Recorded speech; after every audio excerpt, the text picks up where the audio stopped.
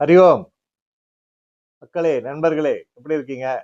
எல்லாரும் சௌக்கியங்களா? நல்லா இருக்கீங்களா? வணக்கம். அடியேன் யோகரத்னா ரவி. இன்றைக்கு ஒரு அற்புதமான காணொளி. இதுக்கு முன்னாடி பார்த்தீங்கன்னா, நம்ம பழங்கள பத்திலாம் நம்ம பார்த்திருக்கோம்.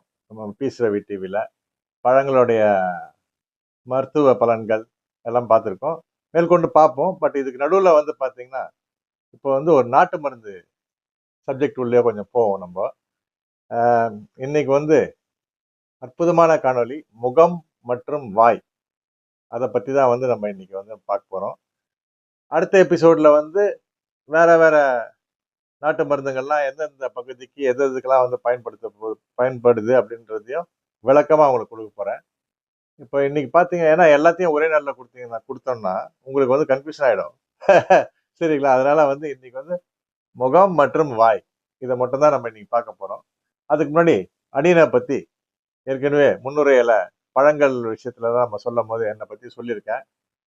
அடியனை பத்தி இன்னைக்கு பாத்தீங்கன்னா மீண்டும் ஒரு முறை சொல்ல விரும்புறேன். அடியன் பேர் ரவி. யோக ரத்னா, யோக சிரோமணி, யோக வல்லபா, யுவஸ்ரீ.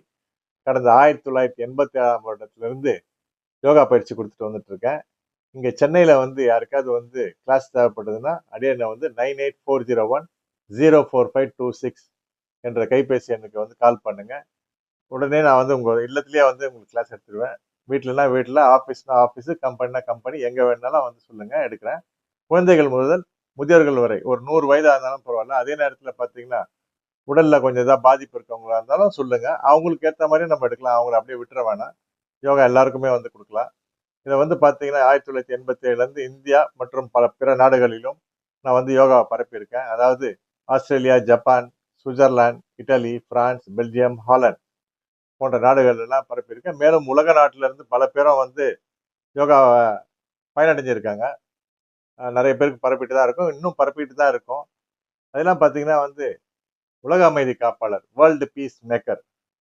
இந்த உலக அமைதி பிரயாணத்துல பாத்தீங்கன்னா நான் சைக்கிள்லயே மிதிவண்டியில ஒரு 3 லட்சம் கிலோமீட்டருக்கு மேல இந்தியாவில் 1985ல இருந்து பயணித்திருக்கேன். உலகம் வெப்பமயமா ஆகக்கூடாது, போர் இல்லா உலகம், அணு ஆயுத ஒழிப்பு, குழந்தை தொழிலாளர்கள் இருக்கக்கூடாது, மேலும் கல்வி, மருத்துவம், சுகாதாரம், பல பல சப்ஜெக்ட விஷயங்கள் எல்லாம் எடுத்துட்டு தான் இந்த பயணமே மேற்கொண்டு இருக்கேன். அது இல்லாம ஒரு 6 லட்சம் கிலோமீட்டருக்கு மேல இருசக்கர வாகனம் மோட்டார் சைக்கிள்லயே பயணிச்சிருக்கேன். இப்ப சமீபத்துல பாத்தீங்கன்னா மோட்டார் சைக்கிள்லயே சென்னையில இருந்து மகா கும்பமேளா நடந்தது இல்லைங்களா? 144 வருஷத்துக்கு ஒரு வாட்டி தான் வரும் அந்த மகா கும்பமேளாவுக்கு. அடியன் இங்க இருந்து 10 மாநிலங்களில் 5100 கிலோமீட்டர் பயணித்து வந்திருக்கேன். அப்போ சென்று வந்த